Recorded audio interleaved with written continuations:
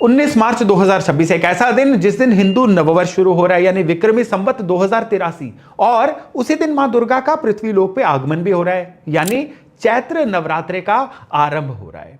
और उस दिन का नक्षत्र है उत्तर भाद्रपद, शनि का नक्षत्र, डिसिप्लिन का, डेप्थ का, जीवन के अंदर ट्रांसफॉर्मेशन लाने का नक्षत्र। और इस दिन योग है शुक्ल योग। शुक्ल योग शुभता और जीवन में ब्राइटनेस लाने वाला योग होता है। और गुरुवार बृहस्पति का दिन, यानी प्रॉस्पेरिटी का और एक्सपेंशन का दिन। और ये इतना जबरदस्त कॉम्बिनेशन है कि बड़ा रेयर आता है, और इसको सही ढंग से यूज कर लीजिए, क्योंकि अगर ये मौका हाथ से निकल जाएगा ना तो थोड़ा सा पछताना तो पड़ेगा। बहुत सारे लोग सोचते हैं कि नवरात्रि तो अक्टूबर वाली जो होती है ये बड़े वाली होती है, शरदीय नवरात्रि। देखिए वो ग्रैंड होती है, भव्य होती है, पंडाल होते हैं, गरबा होता है, मां दुर्गा का पूजन होता है, सेलिब्रेशन लेवल पे ये बहुत बड़ा त्योहार होता है। लेकिन ये बात को ध्यान से सुनिएगा कि ये जो चैत्र नवरात्रि है ना, ये असल में सबसे प्राचीन और पावरफुल नवरात्रि है। इसका कारण, इसका पहला कारण तो है कि इस दिन से हिंदू कैलेंडर की शुरुआत होती है, और दूसरा कारण है कि इसी दिन ब्रह्मा जी ने सृष्टि की रचना की थी। और तीसरा कारण है कि इन्हीं नवरात्रों के 9वें दिन भगवान राम का जन्म हुआ था। तो मतलब समझिए कि ये वो नवरात्रि है जहां से समय, टाइम इटसेल्फ शुरू होता है। सृष्टि की रचना, काल का आरंभ, शक्ति का पृथ्वी पे अवतरण, ये तीनों के तीनों एक साथ। और सबसे रोचक बात कि ये त्योहार जो है, ये जो नवरात्रि है ना, ये सिर्फ नॉर्थ इंडिया यानी उत्तर भारत का फेस्टिवल नहीं है, सारे भारत का फेस्टिवल है। महाराष्ट्र में इसी दिन को गुड़ी पड़वा कहा जाता है। साउथ इंडियन की बात करें तो कर्नाटका, आंध्र प्रदेश, तेलंगाना, इन सब में उगादी इसी को बोला जाता है। कश्मीर में भी ये मनाया जाता है नवरेह के नाम से। सिंधी कम्युनिटी इसको चेटी चंड के नाम से मनाती है। यानी दिन एक ही है, पूरे भारत में अलग अलग नामों से सेलिब्रेट होता है, और सभी में मैसेज कॉमन है कि नई शुरुआत करिए, नई चेतना, नई शक्ति के साथ। तो एक ही देश है लेकिन एक ही शक्ति है, मां दुर्गा, मां भगवती। अब एक चीज जो बहुत कम लोग जानते हैं कि हमारा जो हिंदू कैलेंडर है ना, विक्रमी संवत, ये अंग्रेजी कैलेंडर जिसको जॉर्जियन कैलेंडर बोला जाता है, उससे 57 ईयर्स पुराना है। मतलब जब दुनिया 2026 मना रही है ना, हम 2083 में एंटर कर रहे हैं। इसकी शुरुआत हुई थी उज्जैन के महान राजा विक्रमादित्य के काल से, 57 ईसा पूर्व, और तब से लेके आज तक बिना किसी रुकावट के, बिना किसी ब्रेक के ये कैलेंडर चल रहा है। और ये दुनिया के सबसे पुराने कॉन्टिन्यूअसली रनिंग कैलेंडर्स में से एक है। लेकिन आपके मन में आ रहा होगा कि इसका मेरी लाइफ से क्या कनेक्शन है। देखिए, कैलेंडर सिर्फ डेट गिनने के लिए नहीं होता। ये जो विक्रमी संवत कैलेंडर है ना, ये नेचर के साइकिल के साथ अलाइंड है। तो पुरानी सोच को छोड़ना, पुराने डर को छोड़ना, पुरानी कंप्लेंट्स को छोड़ना, ये कैलेंडर कहता है कि नया संकल्प लो, क्लैरिटी के साथ संकल्प लो, क्योंकि ये कैलेंडर बताता है कि इस साल का जो नेचर है वो क्या होने वाला है। तो चैत्र का महीना है, मार्च अप्रैल, ये वसंत ऋतु है, स्प्रिंग सीजन है। इस समय दिन बड़े होने लगते हैं, सूर्य की एनर्जी बढ़ रही होती है, शरीर नेचुरली डिटॉक्स मोड में जाता है, बॉडी का मेटाबॉलिज्म चेंज हो रहा होता है, हैवी फूड से लाइट फूड की ओर बॉडी का जो है ना एक शिफ्ट चल रहा होता है। इसीलिए नवरात्रि में व्रत रखने की परंपरा है, यानी एक ब्रिज होता है एक सीजन से दूसरे सीजन के बीच में। ये सिर्फ धार्मिक नहीं, ये एक तरह की आप कह लीजिए एक सीजनल इंटेलिजेंस भी है। सर्दियों में हमने खूब हैवी खाना खाया, घी खाया, गुड़, तिल, अलसी, पता नहीं क्या क्या खाया। अब बॉडी को हल्का फूड चाहिए, फ्रूट्स चाहिए, साबूदाना, कुट्टू। देखिए हमारे ऋषियों मुनियों ने जो सिस्टम बनाया था ना, उसमें स्पिरिचुअलिटी और साइंस ये दोनों एक साथ चलती हैं। नवरात्रि का मतलब है कि फिजिकली डिटॉक्स भी करिए, मेंटल डिसिप्लिन भी रखिए और स्पिरिचुअल साधना भी करिए। ये तीनों के तीनों एक साथ। अब यहां पे अगर एस्ट्रोलॉजी की बात करें ना, जब गुरुवार, उत्तर भाद्रपद नक्षत्र, शुक्ल योग, चैत शुक्ल प्रतिपदा, ये सब एक साथ मिले तो एस्ट्रोलॉजी में इसको कहते हैं कि एक बड़े इंटेंस संकल्प के साथ, एक पूरे डिसिप्लिन के साथ जीवन की शुभ शुरुआत करने का ये बिंदु आया हुआ है। मतलब कि अगर आपको कोई नई शुरुआत करनी है, कोई पुरानी आदत छोड़नी है, कोई जीवन में बड़ा फैसला लेना है, तो इन 9 दिनों से बेहतर समय पूरे साल में शायद ही आपको देखने को मिलेगा। अब आइए इन 9 दिनों को जरा फटाफट समझिए। 9 दिन की ये जो यात्रा है ना, ये 3 हिस्सों में बटी हुई है। पहले 3 दिन है एनर्जी और करेज के 3 दिन, इसको कहते हैं शक्ति उपासना। यानी जो डे 1 है ना नवरात्रि का, मां शैलपुत्री, वो है आपके जीवन में फाउंडेशन रखने का।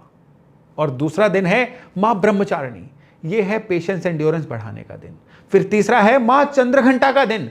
यह है आपके जीवन में करेज और प्रोटेक्शन लाने वाला दिन। पहले 3 दिन आप अपनी इनर स्ट्रेंथ जगा रहे हो, आप अपने अंदर पेशेंस भी ला रहे हो, प्रोटेक्शन भी लेके आ रहे हो। फिर बीच वाले 3 दिन ये है अबंडेंस का और ग्रोथ का, प्रोटेक्शन ले आए, स्थापित हो लिए। अब यहां पे डे 4 है मां कूष्मांडा का, हेल्थ का, आपके जीवन में इम्यूनिटी लाने का। फिर डे 5 रहेगा। डे 5 जो होता है ना नवरात्रि का, ये है मां स्कंद माता का दिन, यानी एक मदरली प्रोटेक्शन जो होती है। फिर डे 6 रहेगा मां कात्यायनी का दिन, कि आपके जीवन से सारी की सारी बाधाएं रिमूव हों। और बीच के 3 दिन जो है ना, कि राह के सारे जो अड़चने कांटे होते हैं ना, वो हटा रही हैं। आपके लिए जीवन में अबंडेंस आने का रास्ता साफ हो रहा है। फिर आखिरी 3 दिन जो है ये मां सरस्वती से कनेक्टेड है, विजडम के दिन है।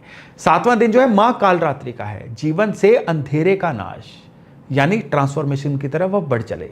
फिर 8वां दिन आता है मां महागौरी का, जीवन में फॉरगिवनेस लाने का, लेट गो करने का, पुराने बैगेजेस को छोड़ने का। यही अष्टमी है और ये आपकी रहेगी 26 मार्च को। फिर डे 9 रहेगा मां सिद्धिदात्री का, ये है कंप्लीशन। यहां पे हमारे जीवन में वो सिद्धियां आ जाती हैं जो 9 दिन जब तब करके हमने जोड़ी हैं।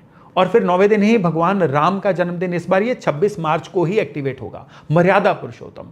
9 दिन मां दुर्गा की साधना और 9वें दिन भगवान राम प्रकट, मतलब शक्ति की साधना का फल, धर्म का उदय। अब चलते हैं उन पावरफुल रेमेडीज पे जो इस नवरात्रे में आपकी जिंदगी को रियली बदल सकती हैं। पहले उपाय की बात करते हैं और ये सबसे इंपॉर्टेंट है, घट स्थापना यानी कलश स्थापना। ये नवरात्रि की फाउंडेशन है, नींव है।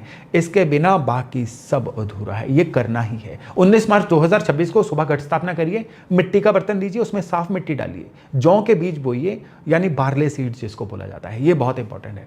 ऊपर तांबा या मिट्टी का कलश रखिए, पानी से भरा हुआ, अंदर उसके एक कॉइन, एक सुपारी जरूर रखिए।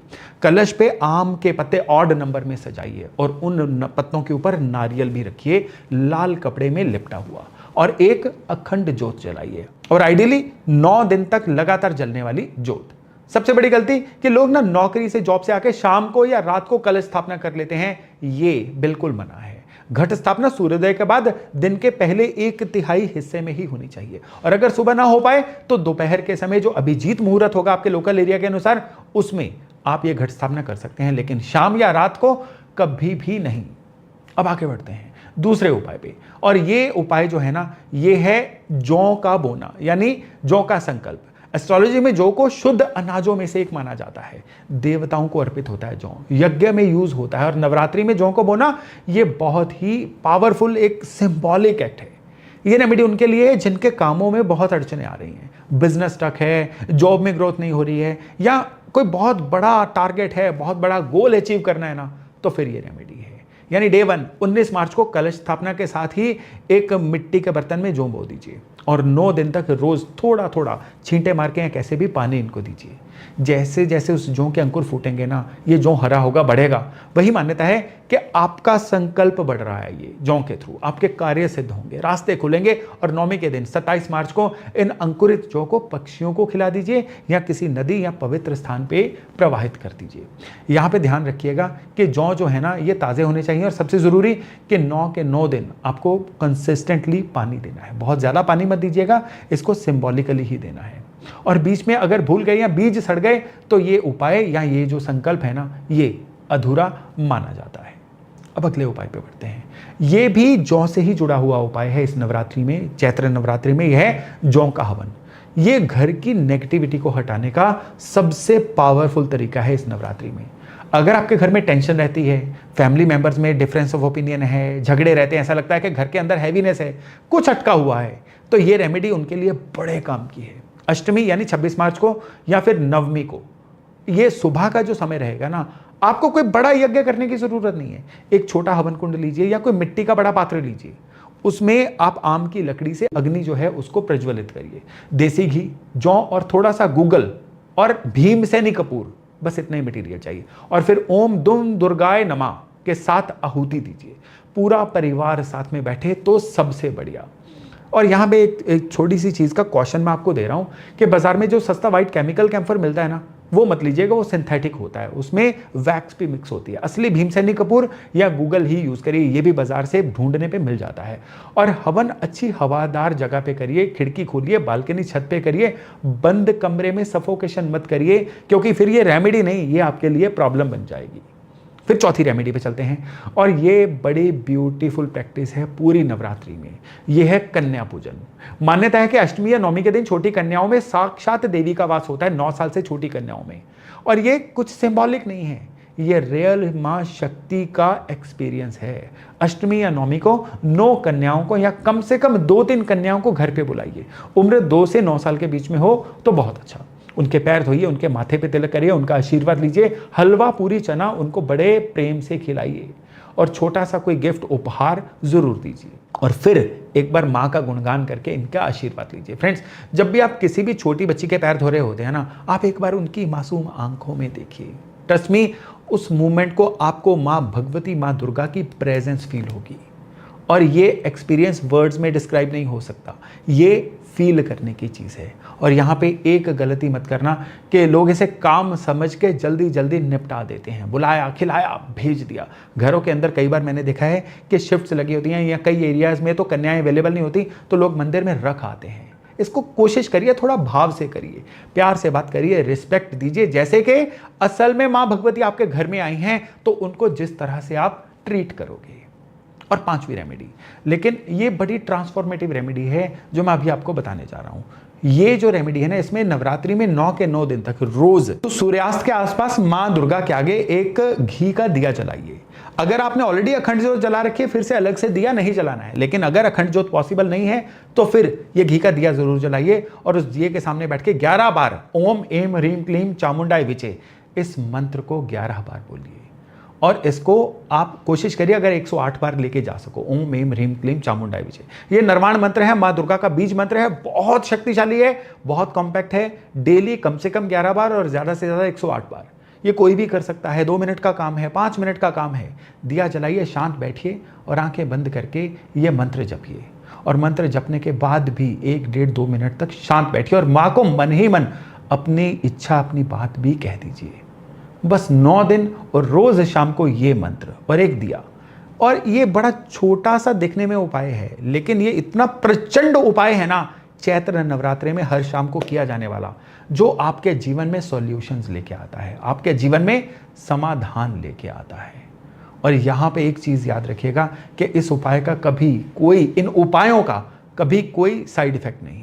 लेकिन याद ये रखिएगा कि 9 के 9 दिन कंसिस्टेंटली ये मंत्र करना है। बीच में 2 दिन किया, 3 दिन छोड़ दिया तो ये संकल्प आपका, ये उपाय आपका अधूरा रह जाएगा। आप समझ लीजिए कि ये 9 के 9 दिन जो है ना, आपके लिए छोटी सी तपस्या है, इसको पूरा कर लीजिए। अब 1 मिनट में सब कुछ साइड पे रख देता हूँ, डेट्स को, रेमेडीज को, पंचांग का, और आपको एक बड़ी सीधी बात कर रहा हूँ कि हम सब ना जिंदगी में कुछ ना कुछ, हमारी जिंदगी में ऐसा होता है कि किसी एक पर्टिकुलर काम को पूरा होने से रोक रहा होता है। ये कोई पुराना डर हो सकता है, कोई पुरानी चोट हो सकती है, पुरानी याद हो सकती है, या कोई ऐसी हैबिट हम जानते हैं गलत है लेकिन वो हैबिट हम छोड़ नहीं पा रहे हैं, या कोई ऐसा रिलेशनशिप जो असल में आपको दीमक लगा रहा है, ड्रेन कर रहा है, या कोई ऐसा गोल जो पहले तो हमने बड़े चाव से सोचा था लेकिन अब उसके लिए हमने ट्राई करना बंद कर दिया है। माँ दुर्गा ने क्या किया था? माँ दुर्गा ने राक्षसों का संहार किया था। महिषासुर, जिसे कोई देवता नहीं हरा पाया था, उसे माँ भगवती ने डिस्ट्रॉय कर दिया था। माँ ने बाहर के राक्षस मारे, और आपने क्या करना है? उसी भगवती कृपा से अपने अंदर के असुर को, अपने अंदर के राक्षस को मारना है। हमारे अंदर भी एक असुर होता है, आलस्य एक असुर है, सेल्फ डाउट एक असुर है, काम को टालना, प्रोक्रास्टिनेशन जिसको बोलते हैं, वो एक असुर है, नेगेटिविटी एक असुर है। और ये 9 दिन आपका ये युद्ध काल है, वॉर टाइम है। 9 दिनों में आप व्रत रख लो, संकल्प ले लो, मंत्र जपो, डिसिप्लिन से रहो और अपने अंदर के उन असुरों से लड़ो। और जब 9वें दिन रामनवमी पे भगवान राम प्रकट होते हैं ना, तो वो राम आपके अंदर भी प्रकट होंगे। मर्यादा, साहस, धर्म, सत्य, करुणा, ये है चैत्र नवरात्रि का असली मतलब, यानी एक नई चेतना। तो दोस्तों, ये चैत्र नवरात्र और विक्रमी संवत 2083, ये आपके जिंदगी का एक नया चैप्टर जो है ना, ये शुरू होना चाह रहा है। तो दोस्तों, अगर इस वीडियो ने आपके दिल को थोड़ा सा भी टच किया है ना, कुछ भी एक नया सिखाया है, या आपकी नवरात्रि को थोड़ा सा मीनिंगफुल बनाने की कोशिश की है, तो इस वीडियो को लाइक ज़रूर करिएगा, शेयर भी करिएगा अपने परिवार के साथ, दोस्तों के साथ, और स्पेशली सब्सक्राइब तो ज़रूर ही करिएगा ताकि ऐसी ही और वीडियोस भी आगे आने वाले समय में आप तक पहुंचती रहें। और कमेंट में ज़रूर लिखिएगा जय माता दी। चैत्र नवरात्रि की आप सभी को हार्दिक शुभकामनाएं।